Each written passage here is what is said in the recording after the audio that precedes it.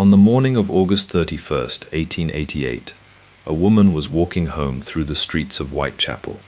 She needed fourpence. That was all. 4 pennies. The price of a bed for the night, in one of the crowded lodging houses that lined the district's narrow streets. She didn't have it. She had spent the evening drinking.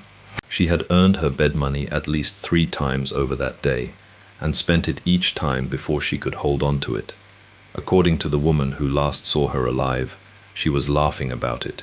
She pointed to her bonnet, a new one she was proud of, and said she would soon get her DOS money. "Don't worry about me," she said. Less than an hour later, she was dead. Her name was Mary Ann Nichols. The world would come to know her as Polly, and history would remember her not as a woman, not as a mother, not as a daughter, but simply as the first victim of Jack the Ripper. This is Crime Archive, and this is her real story.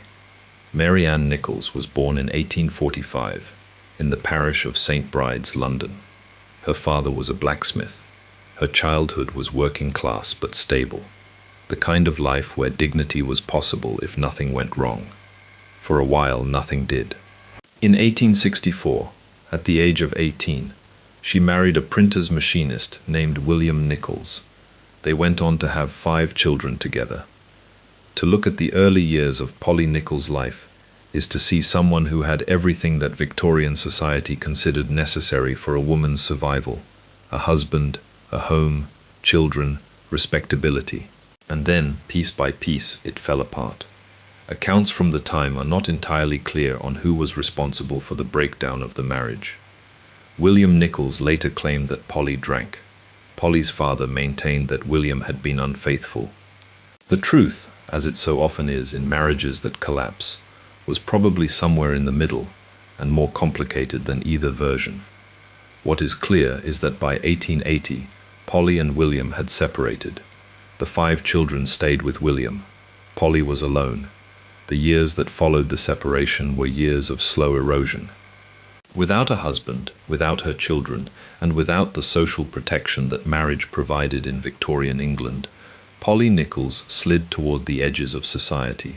She moved between workhouses, the Victorian safety net of last resort, grim institutions where the destitute were given food and a bed in exchange for hard labor. She spent time in Lambeth Workhouse. She left, she returned, she left again. In 1883, she attempted to rebuild.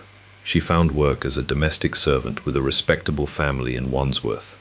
She wrote a letter to her father during this period that still exists, cheerful, hopeful, describing her new situation as a fresh start. 3 months later, she had left that position too. The family reported that she had stolen items from the household.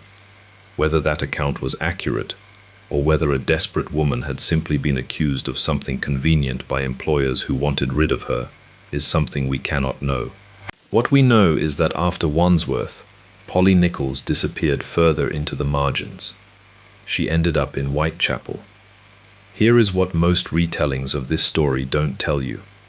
Polly Nichols had not always been in Whitechapel. She had not always been destitute. She had not always been without options.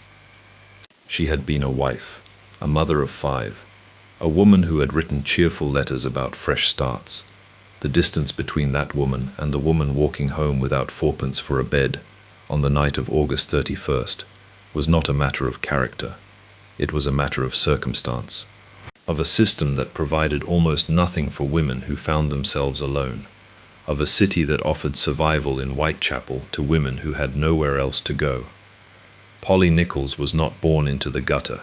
She was pushed there, slowly, quietly, and without anyone noticing until it was too late.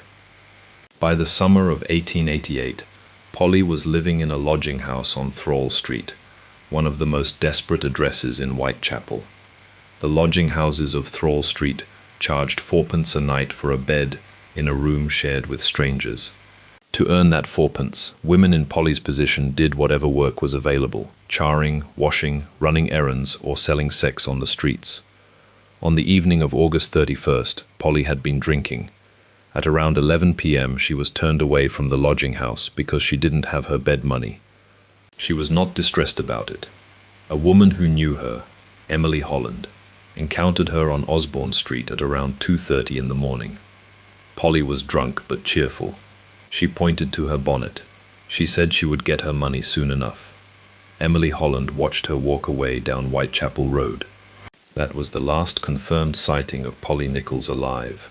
At approximately 3:40 in the morning, two carmen, men who drove horse-drawn carts, were walking through Bucks Row, a narrow street not far from Whitechapel Road.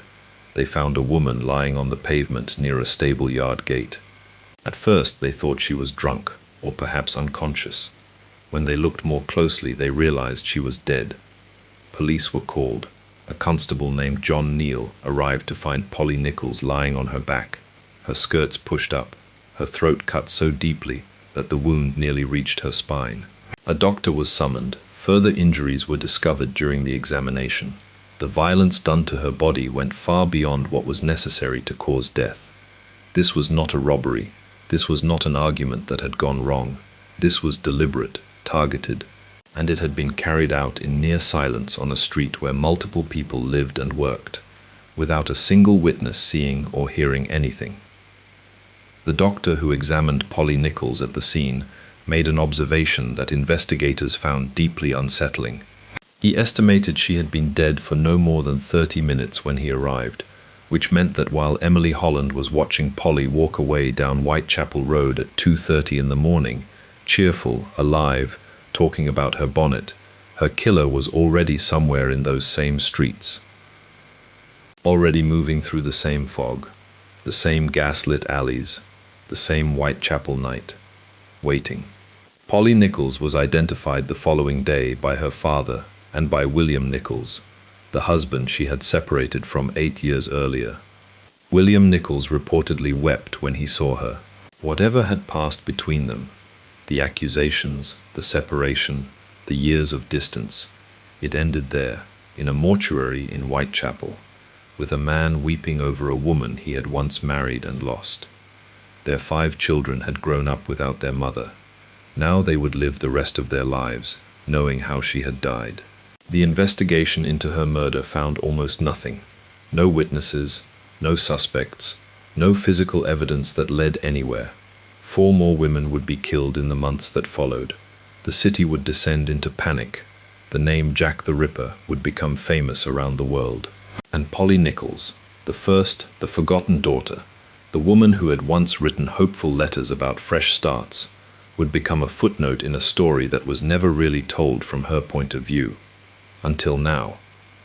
Mary Ann Nichols was 43 years old when she died in Bucks Row.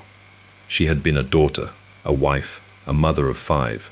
She had tried to rebuild her life at least twice, that we know of. She had written letters full of hope from a domestic servant's room in Wandsworth. She had ended up in Whitechapel not because she was weak, but because the world she lived in offered women in her situation almost nothing to hold on to. She deserved better than the life she had. She deserved better than the death she was given, and she deserved better than 130 years of being remembered only as the first. Her name was Polly Nichols.